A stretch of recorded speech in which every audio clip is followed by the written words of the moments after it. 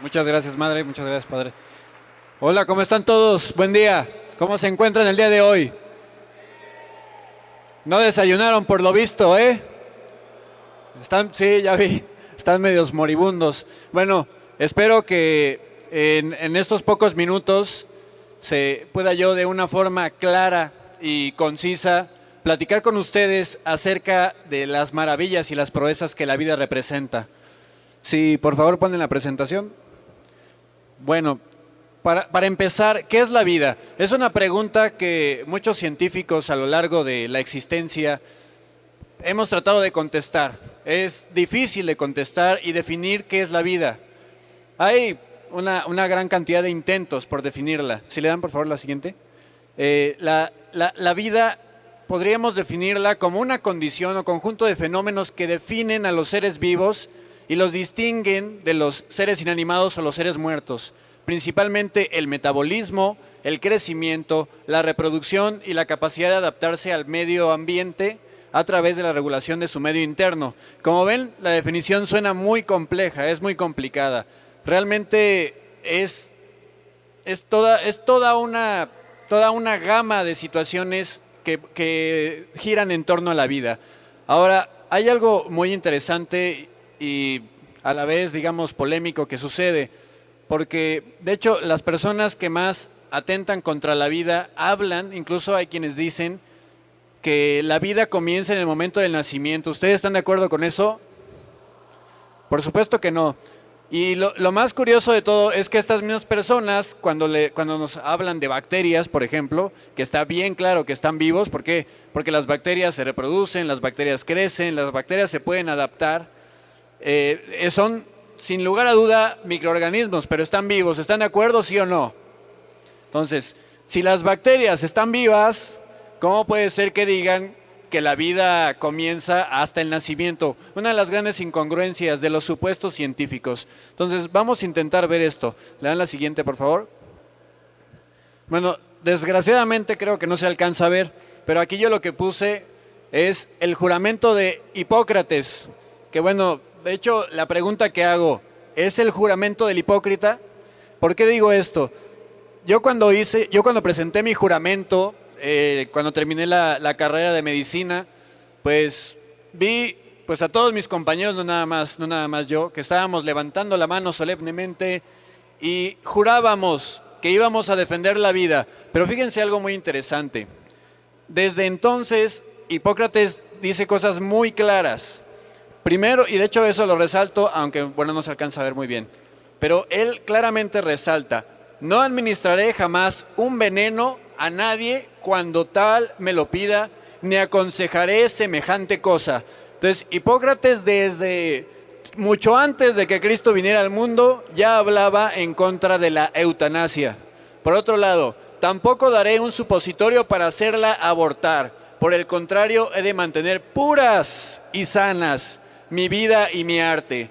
No emplearé cuchillo ni siquiera cuando se trate de enfermos del mal de piedra. Así le llamaban en aquel entonces a los pacientes que se encontraban en una situación, después de un evento vascular cerebral o alguna situación que los mantuviera en cama, prácticamente vegetales. Fíjense nada más como Hipócrates, que no tenía absolutamente ningún recurso de microscopios, de todos los medios tecnológicos con los que contamos, ya tenía bien claro qué era la vida. Y él decía que un médico, un auténtico médico, no podía ir en contra de eso. La siguiente, por favor. Aquí él deja muy en claro: si acaso yo violara alguno de estos preceptos, que todos se me echen encima, por decirlo de una forma sencilla. Entonces, Hipócrates deja muy en claro, y esa es la misión de todos y cada uno de ustedes, ¿sí? Porque ustedes, como digo, los que sean médicos y los que no sean médicos y los que sean médicos, su misión es esa: recordarnos a nosotros que vinimos a este mundo a proteger la vida, a resguardarla, porque esa es nuestra misión. La siguiente, por favor. bueno, ahí digo, ahí es donde pregunto, pues, ¿dónde quedó la bolita, verdad? Porque, pues, muchos médicos parece que se les olvida, lo que les interesa es esto, ¿no?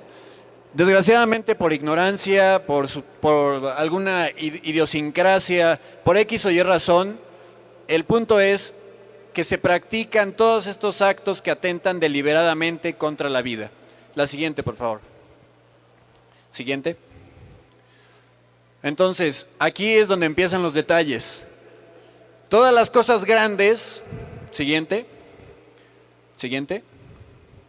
Entonces, aquí tenemos, adelante, síganle. Todas las cosas grandes, aquí tenemos una semilla de cedro. Se dan cuenta, es pequeña, ¿no? Y el cedro necesita una serie de situaciones, de condiciones, la siguiente, como la lluvia, la nutrición, para que pueda crecer grande. Y nosotros, los seres humanos, tenemos la posibilidad de transformar la naturaleza. Siguiente. Sí, siguiente. Así hacemos nuestras hojas de madera, hasta que logramos hacer cosas extraordinarias y hermosísimas. Siguiente. La que sigue. Adelante. Igual con la piedra. Adelante. Adelante, el siguiente. Vean, todas las cosas extraordinarias, maravillosas que podemos hacer los seres humanos, transformando la naturaleza. Siguiente. Sí, ahí ven, o sea, una serie de edificios, monumentos que puse. Siguiente. Ahí, por favor. Ahí se detiene. Entonces, ¿qué es lo que les quiero decir? Bueno, si las cosas que parecen ser, como por ejemplo este edificio, parecen ser tan complejas, empiezan siendo pequeñas, es una gran aberración y un absurdo decir que por el simple hecho de que nosotros comenzamos como una célula, aunque en realidad eso no es del todo cierto, entonces no hay vida ahí, no hay un ser humano. ¿A qué voy con este punto? Todos comenzamos siendo un cigoto. ¿Saben qué es un cigoto? A ver, levanten la mano los que saben qué es un cigoto. Bueno, pocos al parecer. Y ahora levante la mano el que fue cigoto alguna vez. Bueno, pues todos fuimos cigotos alguna vez, todos absolutamente lo fuimos. ¿Qué es el cigoto? Bueno, primero vamos a recordar. Hay dos células germinales, o digamos semillas, por decirlo de una forma más sencilla. Los gametos, es decir, el óvulo, que es la semilla que pone la madre, y el espermatozoide, que es la semilla que pone el padre. Fíjense nada más, lo impresionante que hay detrás de todo esto. Para empezar, no sé si ustedes sabían, mujeres, pero ustedes nacen con los óvulos que van a utilizar a lo largo de su vida reproductiva. O sea que desde que son embriones, bueno, fetos más bien, ya cuando son fetos, sus óvulos empiezan a diferenciarse y se quedan estancados en una fase que se llama de folículo primordial, para que en el momento en que llegue su primera regla, es decir, la menarca, se lleven toda esa complejísima e extraordinaria gama de situaciones que llevan a los ciclos menstruales. Entonces, para empezar, es algo impresionante. Cada ciclo menstrual más o menos se estimulan entre 6 y 11 óvulos, de los cuales solamente uno es el que logra salir del ovario, ¿sí? El ovario se encuentra en su cavidad abdominal, llegar a las trompas de falopio, entrar a través de ellas y poder ser fecundado, si acaso eso sucede. Únicamente hay entre 4 y 5 días fértiles en cada ciclo de la mujer. Entonces fíjense nada más, para empezar, de 6 a 11 óvulos, solamente uno se diferencia, los demás se atrofian, se pierden, se desintegran. Entonces solamente uno puede pasar a través de la cavidad abdominal, llegar al útero, donde de entre 20 y 60 millones de espermatozoides escuchen esto, por mililitro. ¿Saben qué es un mililitro? Es una vacilada, no sé si más o menos tengan una idea de lo que es un mililitro, es una cosa de nada. En un mililitro de líquido seminal hay entre 20 y 60 millones de espermatozoides, pero aquí es donde está lo más extraordinario. De todos esos millones, ¿cuántos espermatozoides creen que lo logran? A ver, efectivamente, solo uno. Entonces, ¿se dan cuenta de lo complejo que es todo esto? Y además no es cosa sencilla. Los espermatozoides tienen que luchar contra, no se imaginan cuánta cantidad de obstáculos. Para empezar, la pared vaginal no es ninguna cosa sencilla. está llena de, tiene digamos, un pH muy ácido que fácilmente puede terminar con ellos. Si no estuviera preparado el líquido seminal, ahí se morirían prácticamente todos. Tienen que atravesarla, entrar al cérvix a través del moco y por si no fuera suficiente, en el momento en que llegan a la cavidad uterina, tienen que decidir entre las dos trompas de falopio, ¿sí? Entonces, imagínense desde ahí, esta o esta. Finalmente, algunos pocos afortunados llegan a la adecuada, porque déjenme decirles que el óvulo se fecunda cuando está transitando a través de la trompa de falopio, o sea que realmente es algo que pareciera que es a ciegas. Hasta que finalmente llega un solo espermatozoide, atraviesa toda una barrera que recubre al óvulo, que es la corona radiada, así se llama. Digamos que es como un muro de concreto que solamente tiene una entrada secreta. Una vez que ese esperma penetra, se modifica la estructura y esa barrera se torna impermeable contra todos los demás espermatozoides. Entonces, ¿se dan cuenta de lo impresionante, la proeza que hay detrás de todo esto? O sea, no es ninguna cosa sencilla, ¿sí? O sea, no somos obra de la casualidad, no somos coincidencia, ni somos azares de la naturaleza. Quien se atreve a decir esto, o está loco, o está sumergido en una soberbia impresionante. No hay otra respuesta. Ahora, en el momento, fíjense, esto es lo más importante, óvulo y esperma son células aisladas, pero son dos células. En el momento en que se encuentran, sufren una transformación que se llama de pronúcleo. Se forman dos pronúcleos que se fusionan entre sí. En ese momento, ambos mezclan su material genético, porque déjenme decirles que el óvulo tiene 23 cromosomas, mientras que el esperma tiene 23 cromosomas. Pero en lo que está sucediendo todo esto, el óvulo y el espermatozoide están sufriendo otra serie de diferenciaciones. O sea, no es cosa sencilla, realmente no es cosa sencilla. Finalmente se fusionan todos estos cromosomas para formar los 46 que finalmente tenemos todos. Bueno, habitualmente, porque hay algunas alteraciones genéticas en las cuales puede haber más cromosomas, pero no es lo común, vaya.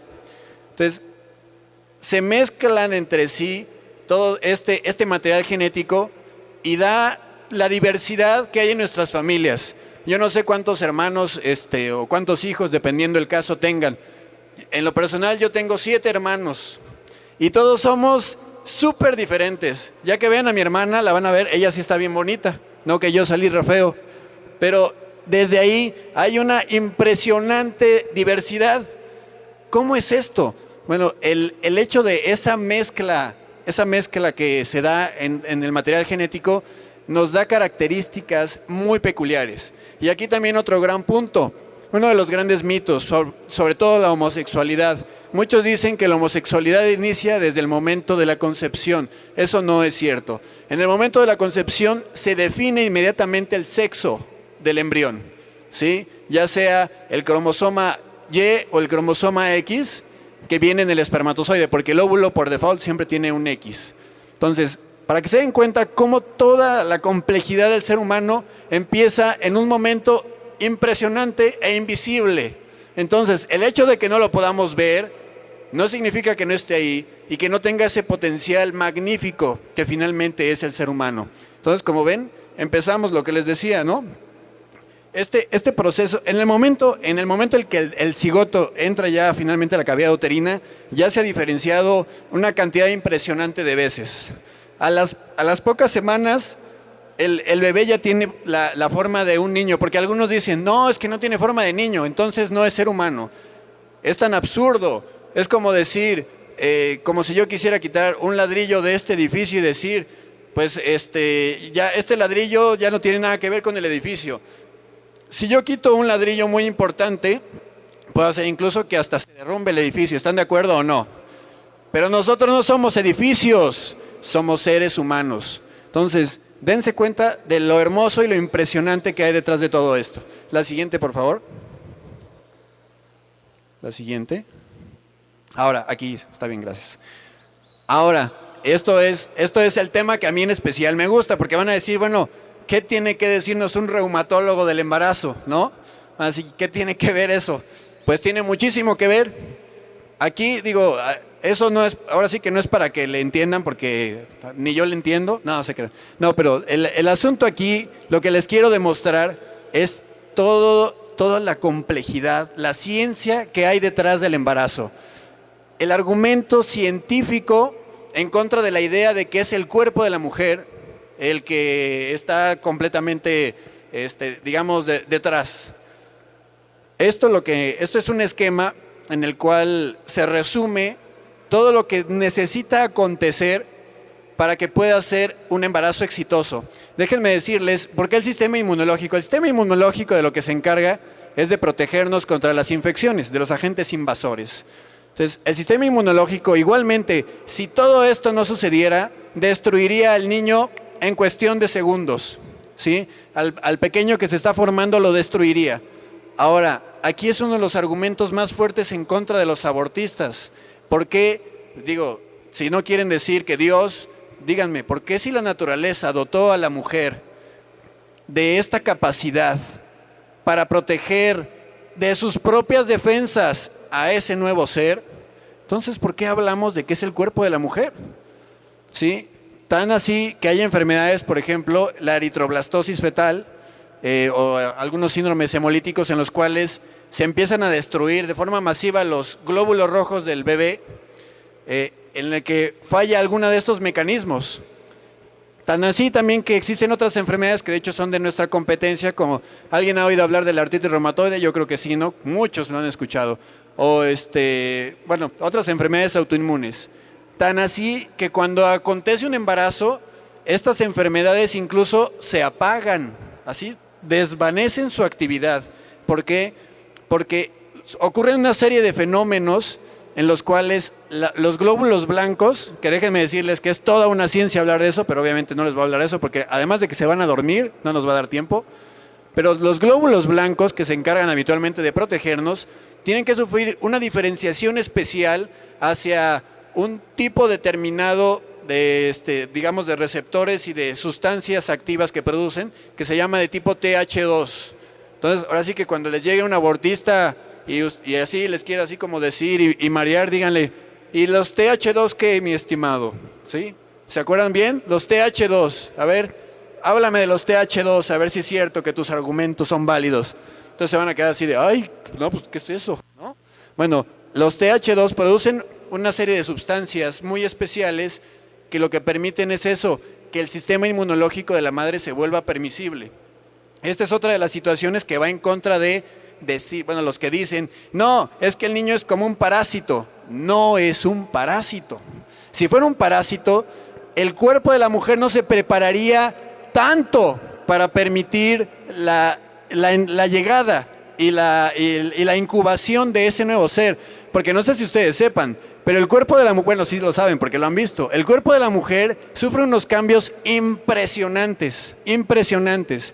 Tiene que preparar su pecho para poder dar leche, tiene que preparar su útero para que crezca hasta 100 veces su tamaño normal, tiene que preparar su sangre para tener suficiente sangre para sobrevivir al hecho de que va a presentar hemorragias durante el parto o la cesárea. Tiene que incrementar la producción de hormonas que permitan tanto el crecimiento de ella como el desarrollo normal de su bebé. Así, para administrarle el calcio, las vitaminas, para darle todo lo que el bebé necesita para poder desarrollarse. Entonces, esto es, de verdad, el embarazo es una ciencia complejísima. Entonces, todo aquel que diga que es un parásito, que es parte del cuerpo de la mujer, definitivamente, y con todo respeto para esas personas, son un montón de ignorantes, ¿sí? De orates, porque eso no es verdad. Aquí se los demuestro. Entonces, no les voy a decir cada una de estas sustancias, porque son un montón de cosas. Pero el punto es que cada una de estas sustancias tiene un fin muy claro. Por un lado, para que no atraviesen sustancias incorrectas, ya sea del lado de la madre o del lado del bebé, porque no sé si ustedes sabían, pero durante el embarazo, algunas células de la madre pueden escapar hacia el bebé y algunas células del bebé pueden escapar hacia la madre. Y aquí está la pregunta, ¿y por qué no se desarrolla una respuesta inmunológica? En algunas mujeres sí llega a suceder y precisamente es parte del proceso que lleva a una enfermedad que se llama toxemia del embarazo o preeclampsia, o eclampsia en su caso. Entonces, ¿Por qué no sucede eso de forma ordinaria? Porque la naturaleza, bueno, obviamente nosotros sabemos que Dios dotó a la naturaleza de un mecanismo tan sabio que permite que interactúen dos sistemas inmunológicos totalmente diferentes en un mismo lugar, ¿sí? De hecho, si esto no sucediera, equivaldría a algo que se llama enfermedad de injerto contra huésped. ¿Cómo se llama? Enfermedad de injerto contra huésped. Si esto no sucediera, es como aquellos que cuando se les trasplanta algún órgano lo rechazan. Justamente lo mismo pasaría. Y de hecho, no sé si ustedes sepan, pero el órgano que se trasplanta puede contener glóbulos blancos que atacan a la persona que recibe el órgano y produce una enfermedad terrible que de hecho llega a matarlos. ¿Y por qué no pasa esto en el embarazo? Por toda esta complejidad, esta ciencia que hay detrás en la inmunidad del embarazo. Entonces, dense cuenta ustedes de todas las cosas que no nos dicen, ¿sí? Pero realmente, para enfatizar, no se trata de un parásito, porque si fuera un parásito, el cuerpo de la mujer no se prepararía durante meses para permitir el embarazo. Y segundo, no es el cuerpo de la mujer, ¿sí? Si así fuera, entonces fácilmente se desharía de él. Pero no es como un tumor, porque déjenme decirles, cuando hay tumores, de hecho, el cuerpo habitualmente produce una respuesta contra el tumor. Inclusive, no sé si ustedes habían escuchado esto, pero todos los días nosotros producimos células tumorales. Todos los días. Y entre más viejos nos hacemos, más células tumorales producimos. Y tenemos unas células especiales que se llaman células NK y células CD8, que justamente su papel es combatir estas células tumorales, ¿sí? Y entonces, ¿por qué no pasa eso en el embarazo? Porque Dios dotó de esta ciencia sapientísima que permite el desarrollo de un ser totalmente independiente y a la vez dependiente de la madre. Porque además de todo, tiene que desarrollarse el mecanismo adecuado para que el bebé pueda recibir nutrientes y dejar sus desechos en la madre, porque el bebé no puede eliminar sus desechos, se quedan todos ahí alrededor. Entonces, ¿qué es lo que sucede? La madre tiene que darle nutrientes y a su vez asegurarse de eliminar todos sus desechos, o sea, la orina y todo lo que el bebé empieza a producir, la madre tiene que eliminarlo desde su organismo. ¿Cómo sucede esto? Si es el cuerpo de la madre, se dan cuenta de que no tiene ninguna lógica. Realmente hay muchas cosas detrás del embarazo que nos dicen claramente, es un ser totalmente independiente. ¿Sale? La que sigue. Entonces, a mí me encanta hablar de esto, ¿no? El ser humano es una complejidad. La siguiente, por favor. Ya con todo esto que les he dicho, vean nada más qué maravilla. Vean nada más, qué hermosura. Miren, podríamos entretenernos, no, espérame, no te me aceleres, mi estimado. Podríamos entretenernos hablando de cada uno de los sistemas u órganos que existen en el cuerpo. Pero miren, por ejemplo, el cerebro. El cerebro humano es el que nos hace, bueno, habitualmente humanos, vean que algunos se comportan como animales y se esmeran por comportarse como animales inferiores. Estrictamente hablando, desde una perspectiva filogenética, somos animales, pero somos animales superiores, porque nosotros tenemos algo que no tiene ningún otro animal, ni siquiera el delfín, ¿sí? Para aquellos amantes, defensores de los delfines, y no digo que hay que maltratar a los animales ni nada, ni mucho menos, pero nosotros los seres humanos tenemos algo muy especial, que es nuestro lóbulo frontal. El lóbulo frontal es lo que nos permite todas esas capacidades humanas, ¿sí? Y por ejemplo, podría hablar horas y horas, pero también por ahí antes estaba un ojo, nada más que ya no sé. ¿Le podrías dar una atrás, porfa? Otra. Ahí. Bueno, este ojo me encantó porque es muy expresivo, ¿no? Aquí nos permite, pues eso, integrar. ¿Para qué sirven los ojos? Los ojos no solamente son para decir, ay, qué bonitos ojos tienes, ¿no? O el color del iris que nos impresiona para ver, ¿no? No solamente se trata de eso, es mucho más complejo. Por ejemplo, ahí donde se ve, me voy a acercar, ahí donde se ve el color del ojo, nosotros tenemos una lente que se llama córnea, ¿sí? Para que la córnea funcione adecuadamente, consiste en 5 capas diferentes, 5 capas totalmente diferentes en su estructura molecular. Si esas capas no funcionaran adecuadamente, habría una enfermedad. Incluso el ojo se podría hinchar, podría explotar, se podría salir el líquido por ahí. Todo eso es necesario para que un ojo funcione. Y otra cosa, nosotros en realidad no vemos con los ojos, ¿sí sabían eso, verdad? Vemos con el cerebro. La siguiente. Siguiente. Siguiente. Siguiente. Siguiente. Siguiente. Lo que sigue, por favor. Más. Bueno, aquí el cerebro. Más. Entonces, bueno, creo que ya queda muy claro. No existe comparación entre la maravilla humana y los animales inferiores. Aunque sean muy bonitos y hay que cuidarlos, respetarlos, tratarlos bien, pero no existe comparación. La siguiente, por favor. Siguiente. Siguiente. Siguiente. Siguiente. Bueno, aquí vemos todo lo que el ser humano ha sido capaz de lograr. Ningún animal, por más inteligente que parezca, es capaz de hacer todo esto. Lo que sigue. Lo que sigue. Vean nada más. Un androide, para los que no creían que podía suceder, ahí está. El siguiente, y parece casi humana. Vean esta anciana. Uy, hijo, lección de vida que nos da, ¿eh? Siguiente. Siguiente, todas las maravillas de las que somos capaces. Siguiente. Siguiente. Siguiente. Bueno, entonces, pues ya digo, no voy a decir más cosas porque realmente esto ya lo va a tocar mi hermana, pero como conclusión, no se dejen engañar, ¿sí? El bebé es eso, bebé. La siguiente, por favor, vamos a llegar nada más a lo más. Ah, ahí está, ahí, atrás. Miren, yo nada más ya ahora sí para terminar, me puse a buscar la palabra producto, una palabra que a mí en lo personal me dan ganas de darle una sangoloteada a quien lo dice. La palabra producto no es aplicable al ser humano, por más que la quieran usar, no es aplicable al ser humano, no somos productos. Aquí yo puse un montón de definiciones que saqué de enciclopedias, de diccionarios, del Wikipedia, bueno, hasta de la Real Academia de la Lengua Española, y en ninguna se acepta que el producto equivalga al ser humano, que es una de las palabras que de hecho precisamente introdujeron los abortistas para disminuir la gravedad o la moralidad del acto abominable del aborto. Entonces, no somos productos. Lo que se está gestando no es eso, es resultado de una fabricación o de un ensamblaje de máquinas. Nada de eso. Tampoco es una cosa mercantil, ¿no? Que son las definiciones de producto. Nada de eso se acopla al ser humano. Siguiente.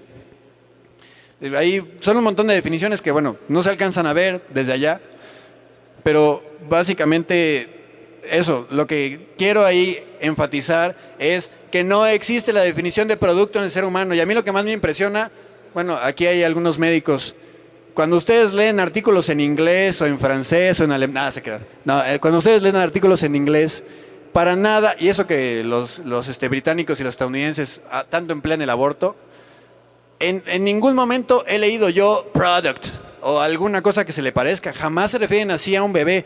Es lo más curioso. Esa palabra la usaron en nuestra lengua porque sabían que nosotros éramos muy morales y muy sentimentales, y entonces nos metieron la palabra producto para que no nos hiciera tanto ruido, pero no existe producto para hablar del ser humano. Siguiente, creo que ya casi terminé. Más. Síguele. Más. Adelante. Es que esto aquí pues igual, ¿dónde quedó la bolita, no? Entonces, ahora sí, concluyendo y repasando las ideas. El médico tiene la obligación de velar por la vida, ¿sí? Y ya se dieron cuenta ustedes. ¿Ustedes le creerían a un médico que es mentiroso? Pues yo creo que no, ¿verdad? A menos que estuvieran mal de la cabeza, ¿sí? No, pero es que cobra 2,500 la consulta, debe ser muy bueno. He escuchado eso, he escuchado eso. No tiene nada que ver. ¿Qué dice el buen hombre?